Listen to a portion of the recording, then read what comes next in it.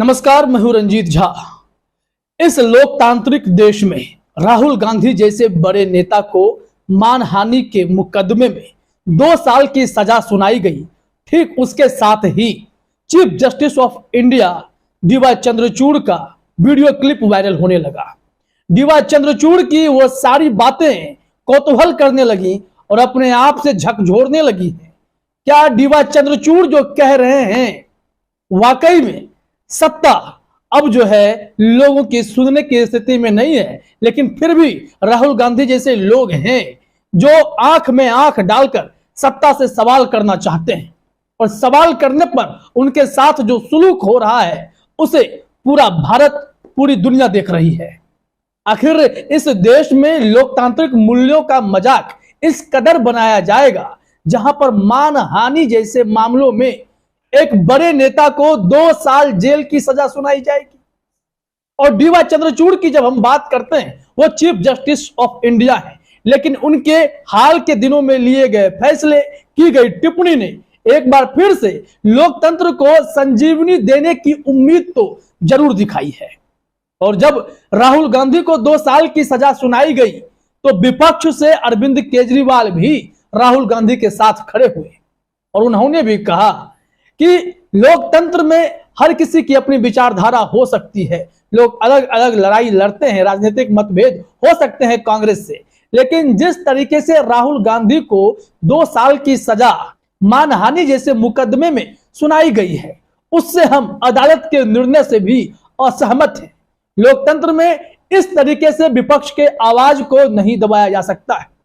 जिस गति से यह सरकार लोकतांत्रिक मूल्यों को खत्म करने पर तुली हुई है, जिसमें टारगेट पर विपक्ष के वो सब नेता हैं, या तो वो अच्छा काम कर रहे हैं या फिर सत्ता से आंख में आंख डालकर तीखे सवाल कर रहे हैं, उन सबको सलाखों के पीछे भेजने की कवायद जिस तरीके से मोदी सरकार ने शुरू कर दी है, उसके बाद तो डी.वाई. चंद्रचूड़ का यह वीडियो देखना काफी मुनासिब हो जाता है। तो सबसे पहले हम शुरू करना चाहते हैं डी.वाई. चंद्रचूड़ के वीडियो का वो हिस्सा जिसमें वो कह रहे हैं कि सत्ता से आंख में आंख डालकर सच कहने की ताकत होनी चाहिए, सत्ता से सवाल किए जाने चाहिए, एस्टेब्लिशमेंट के खिलाफ अगर कोई गलत नीति है उसका पुरजोर विरोध होना चाहिए। उन्होंने क्या कुछ कहा है जरा इस हिस्से को सुनिए, फिर हम आगे के क्लिप के साथ भी आपको वर्तमान परिस्थिति से रूबरू कराएंगे। As an institution that can ask difficult questions to the establishment, as it is commonly known, speak truth to power. The vibrancy of any democracy is compromised when the press is prevented from doing exactly this. The press must remain free if a country is to remain a democracy. And तो सुना आपने, CJI D.Y.. Chandrachud ने कहा कि इस देश में जो भी लोकतांत्रिक मूल्यों को बचाना चाहते हैं उन्हें सत्ता से सवाल तो करना ही पड़ेगा, चाहे वो जर्नलिस्ट ही क्यों ना हो, वो पत्रकार ही हैं जो इस देश में सत्ता से सवाल करेंगे। लेकिन इनकी आवाज को कुचलने की भी भरपूर कोशिश की जाती है। ना जाने कितने पत्रकारों के मुंह बंद कर दिए गए, कितने पत्रकारों की नौकरी खतरे में चली गई और बाकी जो चैनल बचे वो गोदी चैनल्स कहला गए। इसके अलावा डी.वाई. चंद्रचूड़ के क्लिप का वो भी हिस्सा अभी लोग चर्चा कर रहे हैं, सुन रहे हैं, जिसमें उन्होंने कहा कि एक वक्त था जब हमारे आजादी के लिए लोगों ने जमकर आवाज उठाए, उन आवाज को भी दबाने की कोशिश की गई, लेकिन वो लोग डरे नहीं, लड़ते रहे।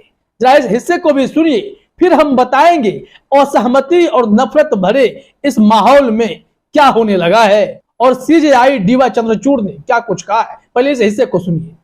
a historical record of the times when courageous men and women acted against the colonial rulers and fought fiercely for our independence.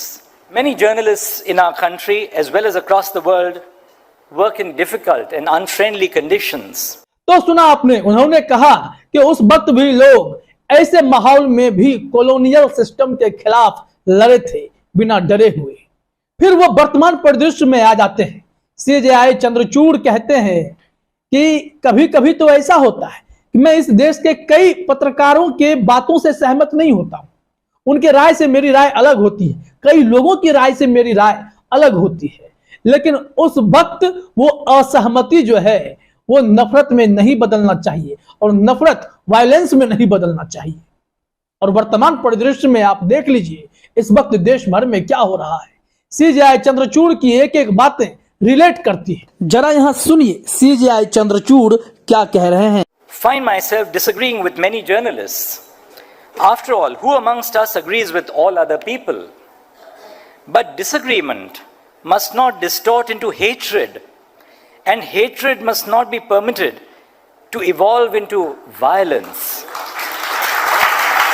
जिस तरीके से राहुल गांधी को सूरत की अदालत ने 2 साल की सजा सुनाई, क्या इस जुडिशियल सिस्टम पर कोई दबाव महसूस नहीं होता है कि कैसे सूरत की अदालत ने मानहानि के मुकदमे में अधिकतम सजा को लागू किया और उस तरीके से लागू हुआ जैसे कि राहुल गांधी के बोलने के बाद बहुत बड़ी क्षति हुई।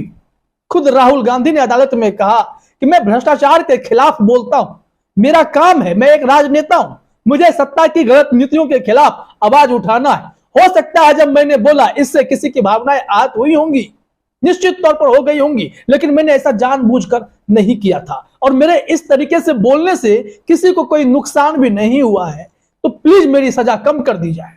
लेकिन देखिए 2 साल जेल की सजा सुनाई गई।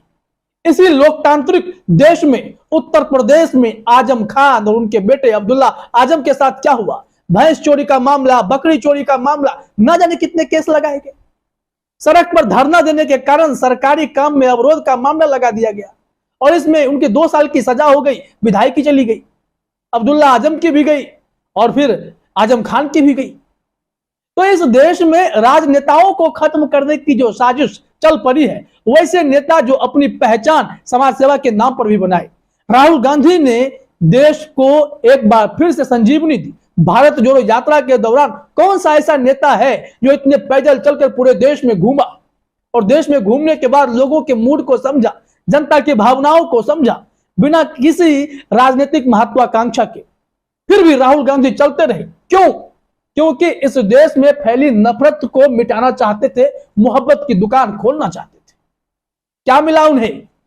उनके 2019 के मामले को उखाड़ा गया। 2023 में आकर कई जज बदलने के बाद उन्हें सजा सुना दी गई 2 साल जेल की, सिर्फ इस मकसद से कि राहुल गांधी की लोकसभा सदस्यता खत्म कर दी जाए। आखिर क्यों?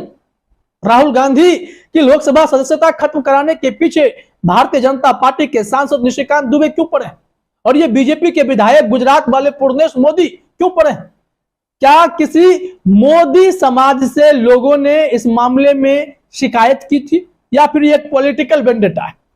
इसके जरिए ही राहुल गांधी को फांसने की कोशिश की गई। अब जरा सोचिए, सूरत की अदालत में अगर सीजेआई चंद्रचूड़ होते तो क्या इस तरीके का फैसला होता? क्या इंसाफ की उम्मीद वहां होती या नहीं होती? लेकिन वहां पर जज बदल बदल कर एक ऐसा रास्ता बनाया गया जहां राहुल गांधी को फांसने की कोशिश की गई।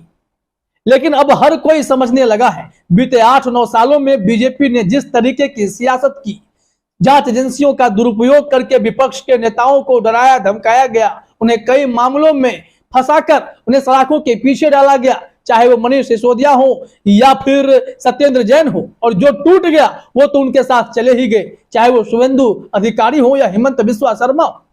तमाम ऐसे नेताओं को बीजेपी ने अपने अंदर समेटने की कोशिश की, जो नहीं झुका उसे सलाखों के पीछे डाल दिया गया। महाराष्ट्र प्रकरण भी इसी तरीके पर हो गया, हजारों करोड़ फूंक दिए गए। तो लोकतंत्र का इतना बड़ा मजाक शायद इसी दौर में देखना था। और CJI chief justice of India D Y Chandrachud साहब की टिप्पणी किस तरीके से राहुल गांधी को दी गई सजा के इर्द गिर्द वायरल होने लगी है।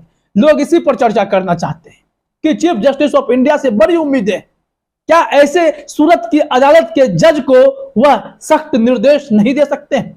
क्योंकि तमाम अदालतों की अदालत है वो सर्वोच्च अदालत है, सर्वोच्च अदालत के मुखिया है, उनके पास पूरी अथॉरिटी है कि वो ऐसे फैसले को तुरंत पलटते हैं और समाज को एक संदेश दें कि राहुल गांधी के साथ जो हुआ है कल के डेट में तमाम विपक्ष के नेताओं के साथ हो सकता है।